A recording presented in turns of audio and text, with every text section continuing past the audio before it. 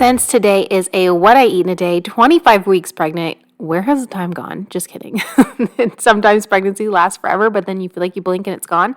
But I thought I would share with you my current skincare for my bump. For all the pregnant mamas out there, I love seeing what other people use. So I thought I would share with you what I use. And I just got an Osea order in because I was running so low on my body cream.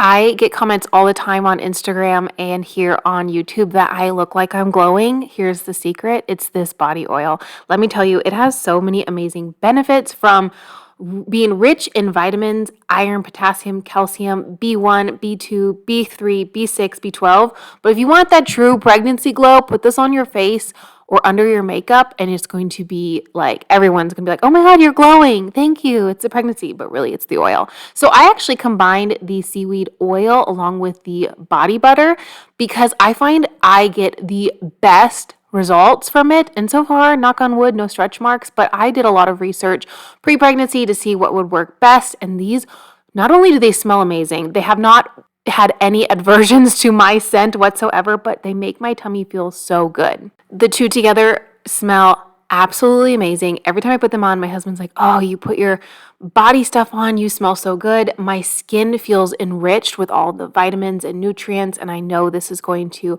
really bring it home for that big belly in the third trimester. I put this all over my body, truly, but I'm just showing you my belly and then also my face because, like I said, the reason I get so many compliments about how I am glowing, because your girl is not glowing in the inside, just glowing on the outside, is because of this body oil. It feels so good. I do this in the morning and the evening. Like I said, I like seeing other mamas what they're using for their skin, so I thought I'd share what I've been using for mine. I started this pre-pregnancy and I've been using it every day, twice a day, no matter what, because your girl wants that nice elastic skin without the stretch marks.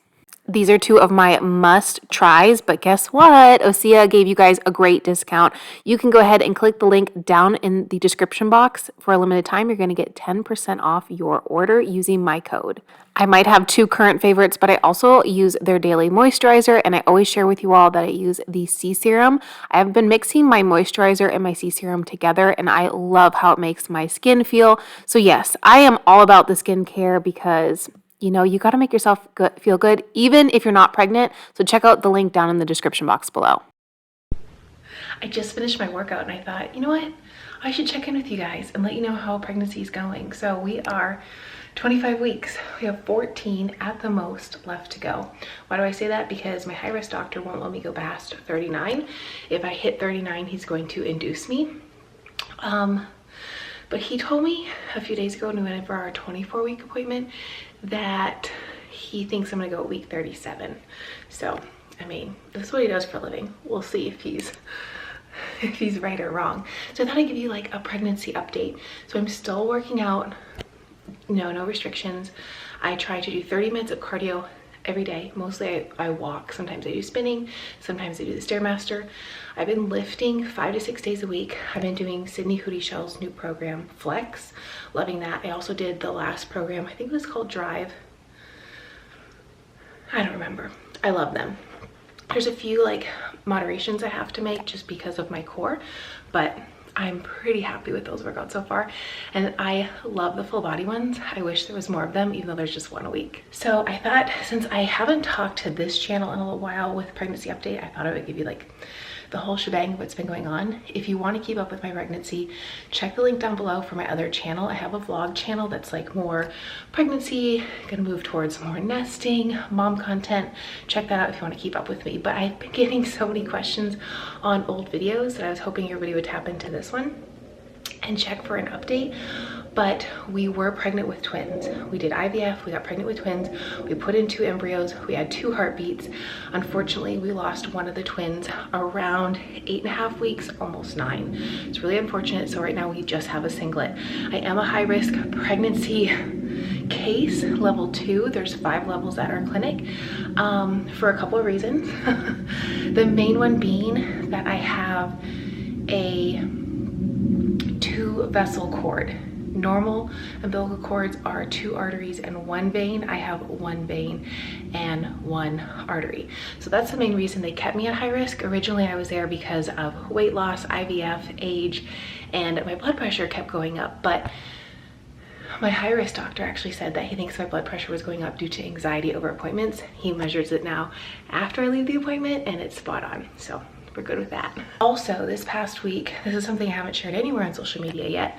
Actually, it's been almost 2 weeks now. I've been getting Braxton Hicks every single day. Talked to my OB about this at my last appointment, and she told me if they're happening every day, just make sure I am hydrated. If they're happening consistently and not going away once I drink a little bit of water within about 10 minutes, then come in and get a measurement, is that what she said, called it? A monitoring at the L&D department where I'm going to be delivering, so they can do a kind of like a full scope and see if it's preterm labor. Because of the 2-vessel cord, I am at risk for preterm labor. So the Braxton Hicks at this time can be normal, but also it can be kind of like nerve-wracking. So we're treating it as normal until it's not. Hopefully that makes sense. So I'm doing good, baby's doing good. We had a growth ultrasound at week 24, and this is just based on estimates of measurement. They can't really estimate the weight, but they were thinking that baby is around 1 pound, 5 ounces. So they were really happy with that. They kind of gave baby its own chart, and we're looking at like a 6'6" to 6'8" baby. So we'll see. These are just like, you know, it can ebb and flow. I've seen people online that say that their baby was estimated at like 6'8" and ends up being like 7'4". So it's really just like how it grows in the last, you know, we still have 15 weeks. That could be a long time. So far baby's getting the nutrients it needs from the cord. It's growing and flourishing, and we love to see it. I'm trying to think if I have anything else to update you. Oh, I know. I also had my glucose test, and this unfortunately happened. Tell me if that's ever happened to you after giving blood. I've never had that happen ever, and I gave blood 2 times a week for like 12 weeks straight at the fertility clinic. Never ever had a vein collapse. And that is due to the person who took my blood. Okay, I'm just gonna say it. She was chatting, I was talking with her. I wasn't paying attention because I'm not a blood lady, and she didn't put a tourniquet on my arm. She just put the needle right in. I don't have hard veins to get, like, my veins don't roll. You don't have to dig for them. It's really easy. But she didn't put a tourniquet on, and that hurt like a bee. And then she pulled it out, and I was like, ooh, instant bruise, and the vein collapsed. So super fun. Not really. If you do that full time, please, please, please, for the love of God, pay attention to what you're doing. It's not my fault. She was talking to me, I was talking back. I don't do blood, so I wasn't even paying attention to the fact that she didn't put a tourniquet on it. But I did my gestational diabetes test at week 24. My clinic does it between 24 and 28. I had a lot of questions on that on Instagram. I think it just depends on your clinic. Mine said I could do it at 24, so I did it because I didn't want to go back. In between the 24 and 28 week appointment, what's really, really crazy to me is how little appointments we have left. We booked all of them for the rest of our pregnancy, and it feels like all of a sudden this is becoming super real. I also had my baby shower. I'll put some pictures up right here. This past weekend, it was so awesome. I just feel so happy and blessed that we were just showered with love from family and friends, and I consider everybody that was there my family, my second family, who is not blood related. And yeah, just like so much going on. But again, if you want to follow me to see more pregnancy content, I thought I would throw this video on this channel, just kind of guide you over to my next channel, because so many people love following it but like didn't know I had another channel. So scoot over onto that one. It's down in the description box, and you can see me building out the nursery. You can see me nesting, all the things. I do get a lot of questions about the gender. I talked about this in a recent video. I guess not so recent, it's been a couple months. I'm like really on the fence with it. I may end up sharing the gender of our baby eventually, but as of right now, I'm not sharing the gender. So I just ask that you respect me and don't ask, I guess, because just like right now, I'm just not feeling like it. I think someone actually pointed this out to me, and they said that it's a part of grieving, and I agree with what they said. Since we did transfer both genders, boy and a girl, and we lost one of them, I think I feel like more protective because I'm fully grieving the loss of the one that we lost. Like, I still get really sad talking about it because it was really unexpected. our fertility doctor hadn't had a loss after a heartbeat in 9 years. So to say she was shocked, to say everyone at the clinic was shocked, and there's nothing you can do. I've had some really nasty comments left on my YouTube video when I shared that video. As a woman, if you've had a miscarriage, there is nothing you can do. There's nothing you did wrong. And if you look at our scenario, we did everything right. We had 2 IVF embryos that should have transferred perfectly, but under any circumstance, sometimes things happen. So yeah, I do think it's like a huge part of the grieving process that like I'm finding my way through, because I've said this so many times, but the dance in life that is extremely hard is grieving, but then also finding joy in the fact that we still have one of our babies. So anyways, I need to get something to eat after that workout. So let's go make a huge bomb salad. I know I say this all the time, but I will never, ever not be grateful for the fact that I can eat vegetables throughout pregnancy. Salad every single day for like, I think 8 weeks. I've been going strong. It's my go-to. I have to have one. I crave it. I told my husband the other day, it's just the romaine. Like I could literally just sit and eat romaine lettuce. It's very weird. It's like my only pregnancy craving. Also, I did have a protein shake with this. I'll put a clip of it in the top corner because I took this with me to go to work. And honestly, I've been going back and forth with all types of salad dressings. I used to always be a vinaigrette Italian girl, but recently I've been doing like this creamy cilantro one. I really like it. And every salad's different. If you look back at any recipe video that I share with salads or any what I eat in a day on my other channel, every salad's different, but it always has romaine lettuce and probably tomatoes, even though I'm fairly certain my baby hates tomatoes because if I eat too many of them, I get sick.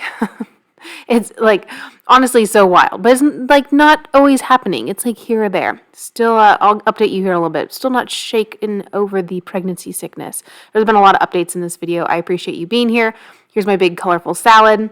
Like I said, I just took this to go and I had a protein shake with it. It was just really good. And then for dinner this evening, well, I usually have like 2 dinners, but I'll explain here in a little bit. I shared this recipe over, I think in my last video.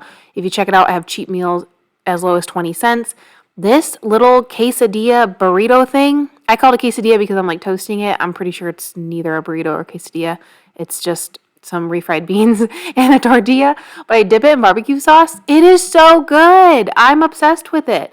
I've had it every night this week. I love it. It's so good. And I just, like I said, dip it in barbecue sauce. Sometimes I have baby carrots on the side. I did have some this night, but I didn't show them. And yeah, it's just like super simple. It's ready to go in 3 minutes and it's got some protein in it. I have a veggie on the side and it's got some carbs. I feel like it's perfect. So even if you're not pregnant, try this one out. I bet your family will love it because it's so good. Hey, it is now the next day. I'm all oiled up with my body oil.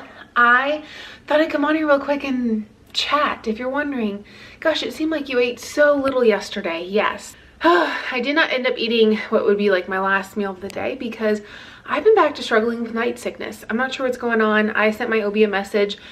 I share this a lot on my other channel, which I said is linked down below.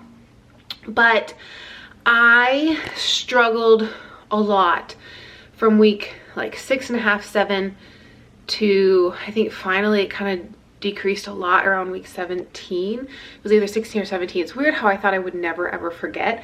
And here I am totally forgetting. I was diagnosed with HG, which is like severe morning sickness, at 10 weeks by my OB once I was like released from my fertility clinic because I just like had the hardest time. And then I dealt with night sickness. Like even though I had a prescription, I still was dealing with it and now it's back and it feels like it's been months since I've dealt with this. So I just feel like I'm just not hitting like a good cycle. Like I said, the last 4 nights have just been really, really tough of just like getting sick. So I haven't eaten as much, but like I said, I messaged my OB and I'm sharing this not to complain. Literally, I feel like 98% of the comments I get on Instagram of me sharing my pregnancy and on my other channel, people are like, I'm so glad you're sharing the ups and the downs, the hills, the valleys, the good, the bad. And then there's like a few people here that are like, stop complaining. It's such a joyous time. Listen, I'm so grateful and so happy to be pregnant, but it's okay to share the hills and the valleys. It makes it more real so that other people can feel less alone. Like, I know for me, if my best friend who was pregnant didn't tell me her ups and downs and just told me all the good things, I would start to feel like I was so alone in the way that I feel. Pregnancy is hard mentally. You're growing another human. So I just thought I would check in real quick, because if you're thinking, gosh, you didn't eat very much, yeah, I'm still dealing with night sickness. We got to figure out our way around that. I don't want to go back on a prescription, because like I said, I did still kind of deal with it here and there quite a bit with the prescription. So it's just like finding my way. I don't pressure myself into eating anything. I have a lot of food aversion, so I just thought I would say that real quick before I check out with you guys today. Thanks so much for stopping in and hanging out with me. If you like this video, give it a huge thumbs up. If you want to see more pregnancy content, check out the channel down below, and I will see you there. Bye-bye.